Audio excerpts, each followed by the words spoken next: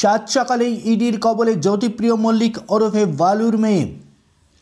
জ্যোতিপ্রিয় মল্লিক ওরফে বালু হাসপাতালে থাকাকালীন মেয়ের সঙ্গে যোগাযোগ করে চিঠি লিখে একাধিক গুরুত্বপূর্ণ ব্যক্তির সঙ্গে যোগাযোগ করেছেন।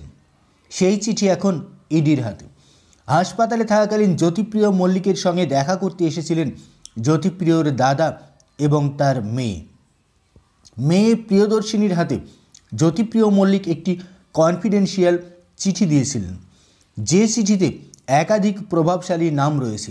মূলত রেশন দুর্নীতিতে জ্যোতিপ্রিয় মল্লিকের সহযোগী যারা, তাদের নাম ওই জ্যোতিপ্রিয় মল্লিকের চিঠিতে রয়েছে। যে চিঠি এই মুহূর্তে ইডির হাতে। জ্যোতিপ্রিয় মল্লিকের মেয়ে প্রিয়দর্শিনী দেখা করতে গিয়েছিলেন তার বাবার সঙ্গে। হাসপাতালের কেবিন থেকে যে সিসিটিভি ফুটেজ তুলে নেওয়া হয়, তারপরই মন্ত্রী কন্যা প্রিয়দর্শিনীর হাতে থাকা সেই চিঠি ওই সিসিটিভি ফুটেজে ধরা পড়ে। সেই চিঠি উদ্ধার করে ইডি আধিকারিকরা।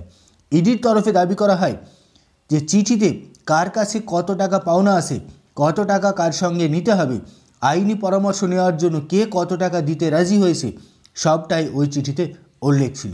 সেই চিঠি থেকেই একাধিক প্রভাবশালীর নাম উঠে আসে।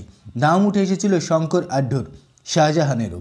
এবার জ্যোতিপ্রিয় মল্লিকের মেয়েকে জিজ্ঞাসাবাদ করে আরও একাধিক তথ্য উদ্ধার করতে চাইছে ইডি আধিকারিকরা। এক কথায় বলা যায়, ইডির কবলে এবার জ্যোতিপ্রিয় কন্যা প্রিয়দর্শিনী।